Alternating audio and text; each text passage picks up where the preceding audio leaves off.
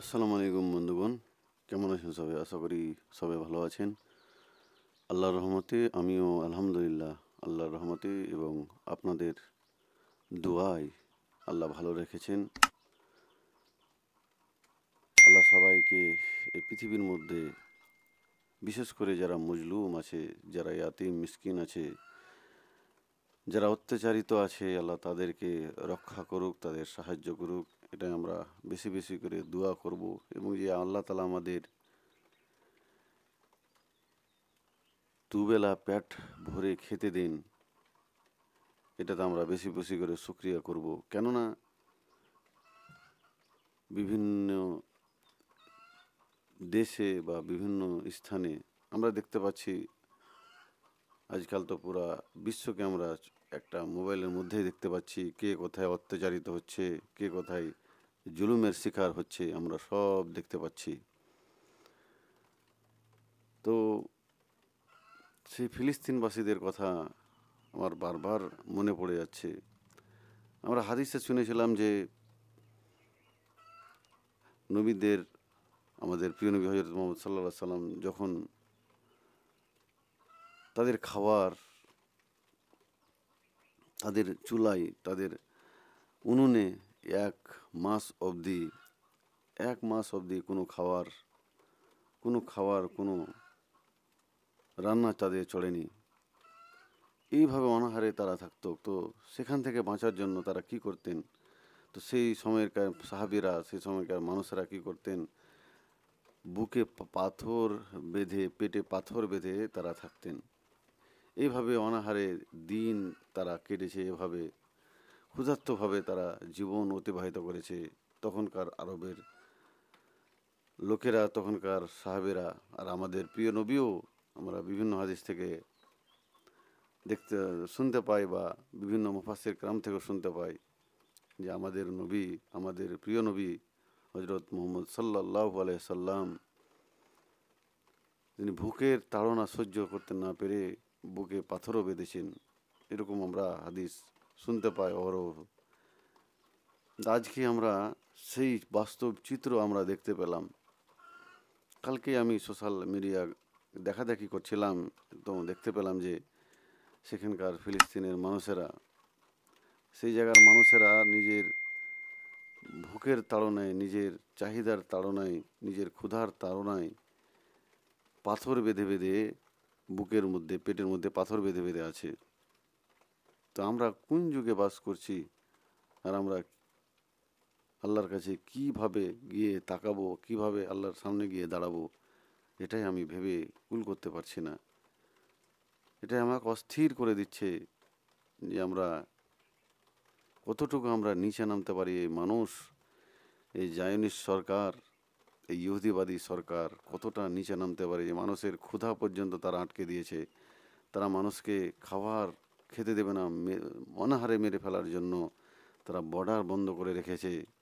তো এরকম অত্যাচারী ইহুদিদের বিরুদ্ধে আমরা সোচ্চার হব এবং আন্দোলন করব নিজের নিজের এলাকায়, নিজের নিজের দেশে, যাতে করে ওই শয়তানগুলো জানতে পারে যে আমরা মুসলমানেরা ক্ষণিকের জন্য আলাদা হয়েছি, কিন্তু সর্বক্ষণের জন্য আলাদা হয়নি। আমরা এক মায়ের সন্তান, আমরা এক শরীরের অংশ। অপর শরীরকে যদি কষ্ট দাও, তো অন্য শরীরের অংশও কষ্ট পাবে। এটা আমরা তাদেরকে বুঝিয়ে দেব, এটা আমরা তাদেরকে দেখিয়ে দেব। কিন্তু আমরা আফসোস, আমরা কই করছি? আমরা আমাদের নবীদের, আমরা আমাদের নবীর সুন্নাতকে ভুলে যাচ্ছি, আমাদের নবীর হাদিসকে আমরা ভুলে যাচ্ছি। যে মুসলমানের ভাই ভাই, মুসলমান এক মুসলমানের ওপর যে হক আছে, যে দায়িত্ব আছে, আমরা সেটা পালন করছি না। আমরা সেটা করছি না, আমাদের সেটার করারও ভ্রুক্ষেপ আমরা রাখি না। আমরা কতজন সেই ফিলিস্তিনবাসীদের জন্য সাহায্য করছি বা আমরা তাদেরকে দান খায়রাত করছি, আমরা কতজন করছি? আজকাল তো বিভিন্ন রকমের পন্থা আছে, বিভিন্ন রকমের উপায় আছে মানুষকে এক জায়গায় থেকে অন্য জায়গায় সাহায্য করার জন্য। আমরা তো বিভিন্ন টাকা, বিভিন্ন রকম সম্পত্তি, বিভিন্ন রকম আরাম আয়েসের কাজগুলো আমরা তো অহরহ করার জন্য পয়সা মানে ফালতুভাবে উড়িয়ে থাকি, ফালতুভাবে বরবাদ করে থাকি, ধন সম্পদ বরবাদ করে থাকি। কিন্তু তাদের জন্য, সেই ফিলিস্তিনবাসীদের জন্য আমরা কতজন ভাবছি? যখন আমাদের নিজের সমস্যা হচ্ছে তখন আমরা আল্লাহর কাছে দোয়া করছি, ফরিয়াদ জানাচ্ছি, কত কাকুতি মিনতি করছি, কত হাই পিটছি। কিন্তু তাদের বেলা তো আপনি আমি একবারও তো হাই পিটি না, একবারও তো তাদের কথা ভাবি না। আপনি আমি কিভাবে আল্লাহর কাছে গিয়ে দাঁড়াবো? তাকে কি বলবেন? আল্লাহ যদি জিজ্ঞেস করে আপনাকে যে এই রহমান, হে কুদ্দুস, আব্দুল কুদ্দুস, হে শেখ সোহাগ, এই মানুষদেরকে এগুলোকে জিজ্ঞেস করে যে তোমরা সেই ফিলিস্তিন ইনিদের জন্য কি করেছিলে যখন তাদের ওপর বোমা ফেলা হচ্ছিল, যখন তারা অত্যাচারিত হচ্ছিল, যখন তাদেরকে অনাহারে মেরে ফেলা হচ্ছিল, তখন তোমরা কতটুকু কি করছিলে? তখন আমরা কি বলবো আল্লাহর কাছে? কি আমাদের কাছে জবাব থাকবে? আমি সেটাই বলে খুব ভয় পাচ্ছি এবং সেটাই বলে খুব দুঃখিত আছি তাদের জন্য, সেই ফিলিস্তিনি বোন ভাইদের জন্য। এরকম অনেক জায়গায় আছে। আমরা চীনের কথাও আমরা অহরহ শুনতে পাই যে তারাও, তাদেরকেও মুসলমান, বিশেষ করে মুসলমানদের, মুসলিম মুসলিমদেরকে বিভিন্ন রকমের ক্যাম্পে রাখা হচ্ছে, তাদেরকে অনাহারে মেরে ফেলা হচ্ছে বা তাদেরকে এমনভাবে গোপন করে দেওয়া হচ্ছে যে আমরা তো খবরই পাই না সেখানকার চীন দেশের মুসলমানদের সাথে কি হচ্ছে, সেই উইঘুর মুসলমানদের সাথে কি করছে। আর আমরা তো দেখলাম রোহিঙ্গা মুসলমানদের অবস্থা। এরকম মুসলমানদের অবস্থা, তো আমাদের এই বিপদের সময় আমাদের আলাদা আলাদা হয়ে চলবে না। আমাদের দেখতে হবে আমরা সবাই এক মায়ের সন্তান, সবাই আমরা মুসলমান উম্মাহ। আল্লাহ আমাদের ভালোবাসেন, যেহেতু আমাদের প্রিয় নবী হজরত মোহাম্মদ সাল্লাল্লাহু আলাইহি সাল্লামকে ভালোবাসতেন, আর আমরা তারই উম্মত। আর আমরা তার উম্মত হয়ে আমরা একে অপর থেকে কত দূরে সরে যাচ্ছি, একে অপরকে কত ঘৃণার চোখে দেখছি আমরা। তা আমরা এই ঘৃণিত মনোভাব ত্যাগ করে আমরা আল্লাহর দেখানো পথ, আমাদের প্রিয় নবী হজরত মোহাম্মদ সাল্লাল্লাহু আলাইহি সাল্লামের দেখানো পথ অনুযায়ী আমরা কি করব? আমরা মুসলমান উম্মাহকে এক করব এবং তাদের বিপদ এবং অনাহারের সময় তাদের পাশে গিয়ে দাঁড়াবো, যতটুকু আমরা পারবো তাদেরকে সাহায্য করব। আল্লাহ আমাদের সেই তৌফিক যাতে দান করে, তার জন্য দোয়া করব এবং আমরা ভালো কিছু, নিজের আমল ঠিক করার জন্য ভালো কিছু করব, যাতে করে আমরা আল্লাহর প্রিয় বান্দাদের তালিকায় নিজের নামটা লিখাতে পারি, নিজের কাজগুলো আল্লাহকে দেখাতে পারি যে হ্যাঁ আল্লাহ তাআলা, আমি আপনাকে খুশি করার জন্য, আপনাকে রাজি করার জন্য এই কাজগুলো আপনাকে করেছি। আমরা যেন কোথায় ফিরে যাচ্ছি? আমরা সেই 1500-1600 বছর আগে সেই জামানায় কেন ফিরে যাচ্ছি আমরা? তখনকার মানুষ অনাহারে দিন কাটতো, তখন ভাবা যেত যে হ্যাঁ, তখন এত খাদ্য, এত সামগ্রী, এত প্রযুক্তি, এত উন্নত তখন ছিল না। এখন এখন তো আমরা আধুনিক যুগে বাস করছি। আমরা আধুনিকতার সহিত আমরা সব কিছু করছি। আমরা ফসল, আমরা চিকিৎসা, আমরা সব কিছু পাচ্ছি। কিন্তু কোনো এক জায়গায় কোনো এক মানুষেরা এইভাবে অনাহারে দিন কাটছে, এটা একবারে মানা অসম্ভব কথা। একবারে মানার কোনো জায়গাই নেই যে তারা সেইভাবে দিন কাটছে যেভাবে আমাদের প্রিয় নবী হজরত মুহাম্মদ সাল্লাল্লাহু আলাইহি সাল্লাম অনাহারে দিন কাটতেন। তাদের চুলোতে, তাদের উনুনে 1 মাস অবধি রান্না হয়নি। তো আমরা সেই জায়গায় কেন পৌঁছে যাচ্ছি? আল্লাহ আমাদের বোঝার এবং আমল করার তৌফিক দিক। তো যাই হোক, ভিডিওটা আর সেদিকে যাচ্ছে না কথাগুলো। আপনারা ভিডিওটা বেশি বেশি করে শেয়ার করবেন, যাতে প্রত্যেকটা মানুষ এই কথাগুলো শুনে এবং বুঝে তাদের কি দায়িত্ব, তাদের কি কাজ, যাতে করে তারা সবাই ঠিকভাবে করে, মুসলিমদের জন্য, যারা অত্যাচারিত তাদের জন্য। তো আলোচনা হচ্ছিল যে কোরআনের সূরা আত-তাকাবুর এর 1 থেকে 3 নম্বর আয়াত আলোচনা হয়ে গিয়েছে। চাইলে আপনারা সেই ভিডিওটা আমার চ্যানেলে গিয়ে দেখতে পারেন। বিস্তারিত বর্ণনার সাথে দেওয়া আছে টাইটেল হিসাবে। আপনাদের খুঁজতে এবং বুঝতে অসুবিধা হবে না। তো আল্লাহ তালা 4 নম্বর আয়াতে কি বলছেন দেখা যাক। আউযু বিল্লাহি মিনাশ শাইতানির রাজিম, বিসমিল্লাহির রহমানির রহিম। পরম করুণাময় অসীম দয়ালু আল্লাহর নামে শুরু করছি। ইয়া আলামু মা ফিস সামাওয়াতি ওয়াল আরজে ওয়া ইয়া আলামু মা তুসিররুনা ওয়া মা তু'লিনুনা ওয়াল্লাহু আলিমুন বিযাতিস সুদূর। আসমান সমূহ জমিনে যা কিছু আছে তিনি তা জানেন। আল্লাহ অবশ্যই আল্লাহ অন্তর্যামী। আল্লাহর কাছে কিছুই লুকোনো বা কিছুই আড়াল নাই, এমন কিছু নাই যা আল্লাহ তালার সামনে নাই। এই জগতের মধ্যে, এই বিশ্ব ব্রহ্মাণ্ডের মধ্যে আপনি যাই বলেন না কেন, সব কিছু আল্লাহর সামনে উপস্থিত, সব কিছু আল্লাহ দেখতে পাচ্ছেন, সব কিছু খবর আল্লাহ তালা রাখেন। এবং তিনি জানেন যা তোমরা গোপন করো এবং যা আমরা গোপন করি, যা আমরা অন্তরের মধ্যে আমরা যদি বিড়বিড় করে বলিও দিই বা অন্তরে যে আমরা কুমন্ত্রণা করি তাও তিনি জানেন। নিজে আমাদের মনের কথা আল্লাহ তালা শুনতে পান বা জানতে পারেন। এবং যা তোমরা প্রকাশ করো এবং যা আমরা প্রকাশ করি গোপন করি আল্লাহ তালা সব জানতে পারেন। আল্লাহ অন্তরসমূহে যা কিছু আছে সে বিষয়ে সম্যক জ্ঞাত। সুবহান আল্লাহ। এখান থেকে মানুষ আমাদের বুঝতে হবে যে আমরা যদি কোনো কিছুই ষড়যন্ত্র করি, কারো ব্যাপারে কিছু করি, তো আল্লাহ সেটার খবর সব সময় জানেন, সব সময় দেখেন। এবং সেই শয়তানদের কিছুটা সময় হলেও ছাড় দেওয়া হয়েছে। তাদের অন্তরে কী কুমন্ত্রণা চলছে, যারা শয়তান, যারা পৃথিবীতে জুলুম অত্যাচার করে বেড়ায়, যারা মজলুমদের মেরে ফেলে, আল্লাহ তালা সব কিছু জানেন, সব কিছু বুঝেন, সব কিছু দেখেন। তো সব কিছু আল্লাহ তালা জানেন।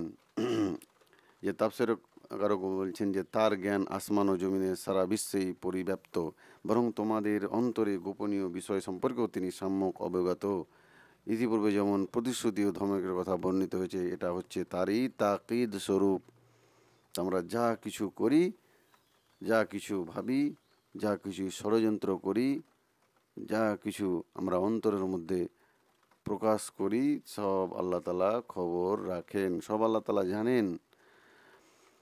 5 নম্বর আয়তে আল্লাহ তালা বলছেন, আলাম ইয়াতিকুম নাবাউল্লাযীনা কাফারু মিন কাবলু ফাযাকু ওয়াবালা আমরিহিম ওয়ালাহুম আযাবুন আলীম।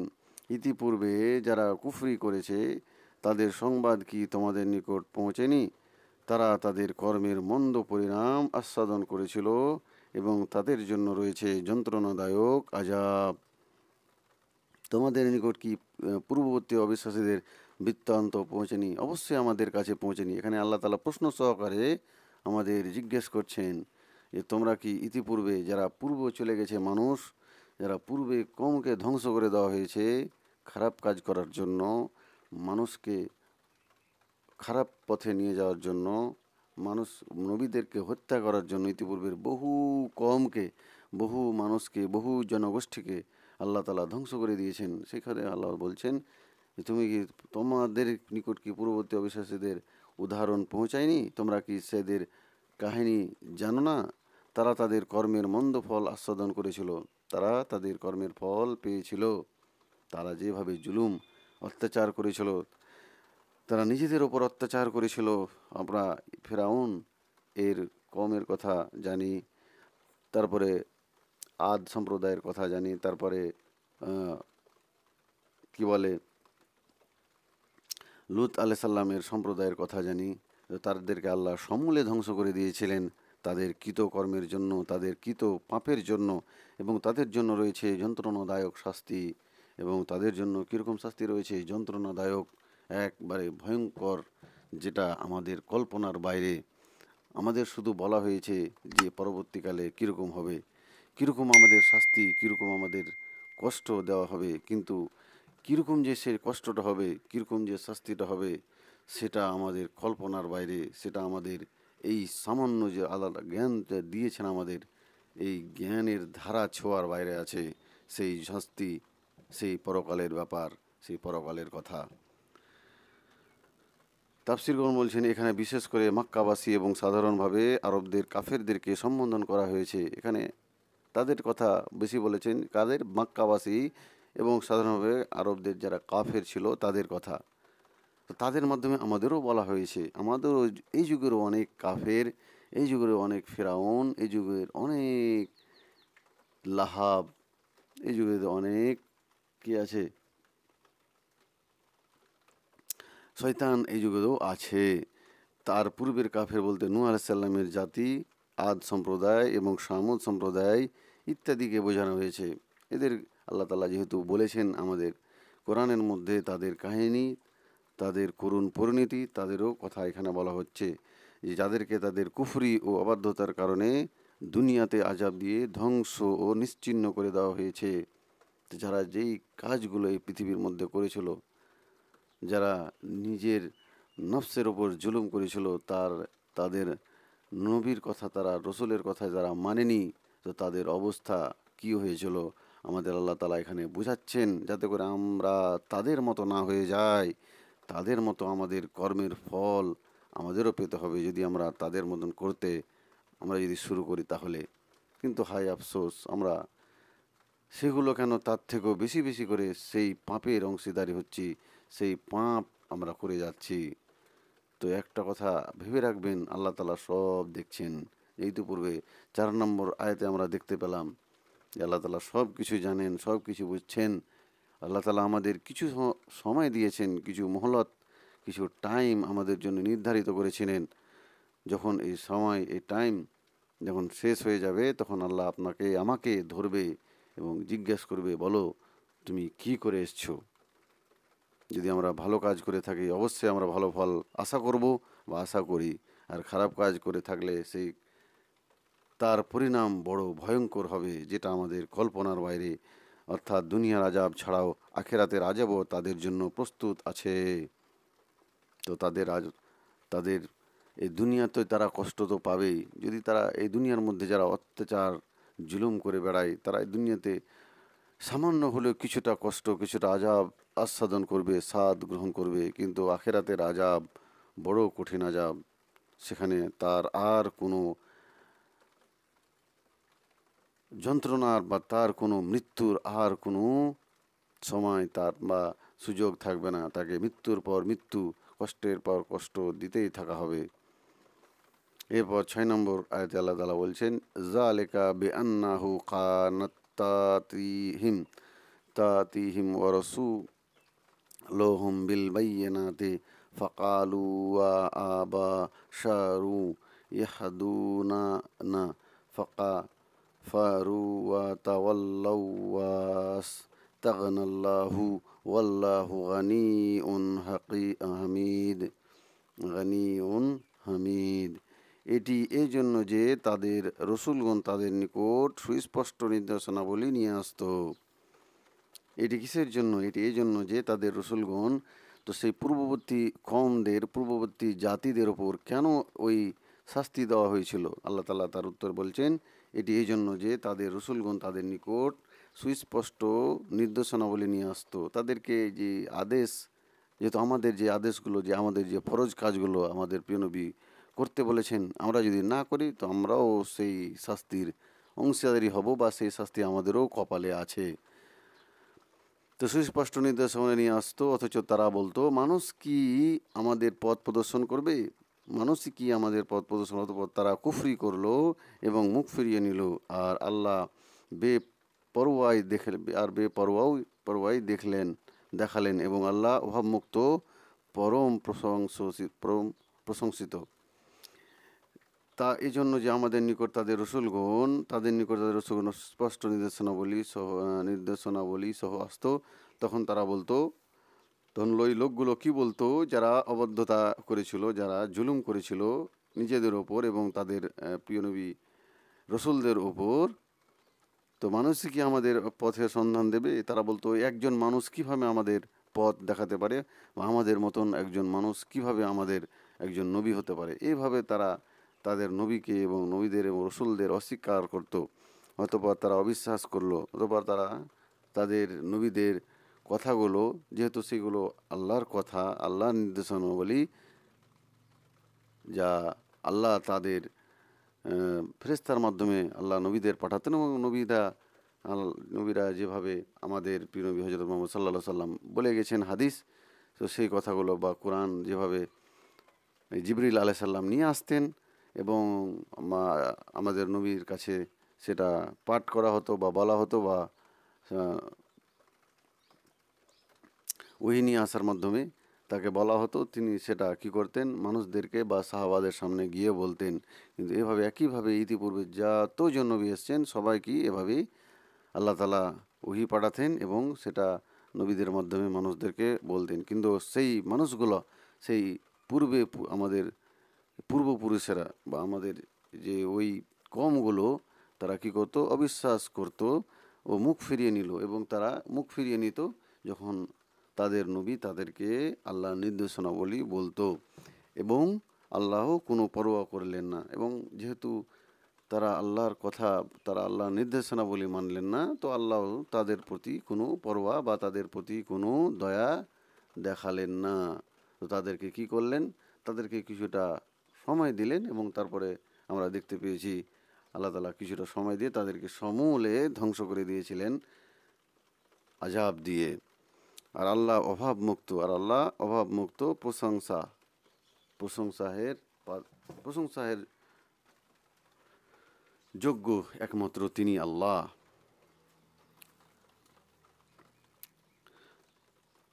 এ থেকে ইঙ্গিত হলো যে যা লেখা হলো সে আর প্রতি যা দুনিয়াতে তারা পেয়েছে আর আখেরাতেও তা পাবে। তো যারা সেই তাদের নবীদের কথা ইতিপূর্বে যারা কমেরা মানেনি, যারা সে অনুযায়ী আমল করেনি, তো তারা ওই তখন যে শাস্তি পেয়েছিল, তারা তো দুনিয়াতে শাস্তি পেয়েছিল, কিন্তু আখেরাতেও আরও শাস্তি বা আরও তাদের সাজা অপেক্ষা করছে। এটা হলো তাদের কুফরি করার কারণ, এটা কুফরি করার কারণ। তারা এই কুফরি যা তাদের ইহকাল ও পরকালের আযাবের কারণ হয়ে দাঁড়ালো, তা এই জন্য অবলম্বন করেছিল যে তারা একজন মানুষকে তাদের পথ প্রদর্শক মানতে অস্বীকার করলো। যেহেতু বলছে তারা সেই কমেরা, সেই গোষ্ঠীরা, জনগোষ্ঠীরা বলেছিল, তোমরা তো আমাদের মতো মানুষ, তোমাদেরকে আমরা কিভাবে নবী বলে মানব। এভাবে তারা তাদের নবীদের, রসুলদের অস্বীকার করেছিল। অর্থাৎ একজন মানুষের রসুল হয়ে লোকদের হেদায়েত, পথ প্রদর্শনের জন্য আসার ব্যাপারটা তাদের কাছে গ্রহণযোগ্য ছিল না।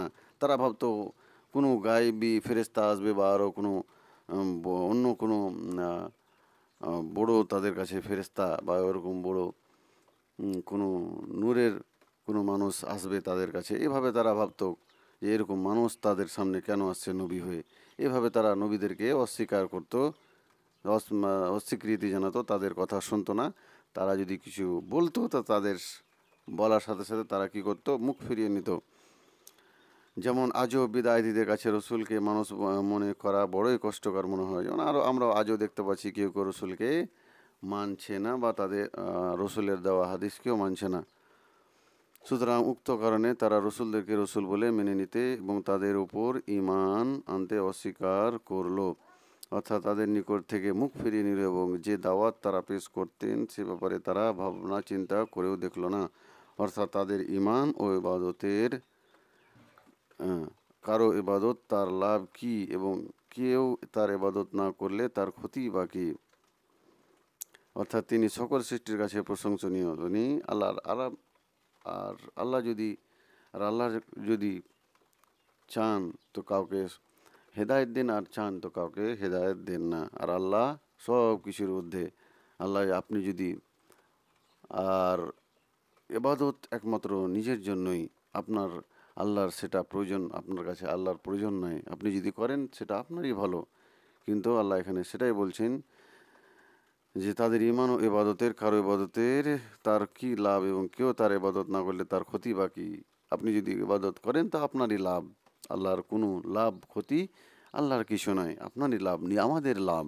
কিন্তু সেটা তারা বুঝতে পারেনি বা সেটা তাদের এই মগজের মধ্যে ঢোকেনি। তারা তাদের নবীদেরকে অস্বীকার করেছিল।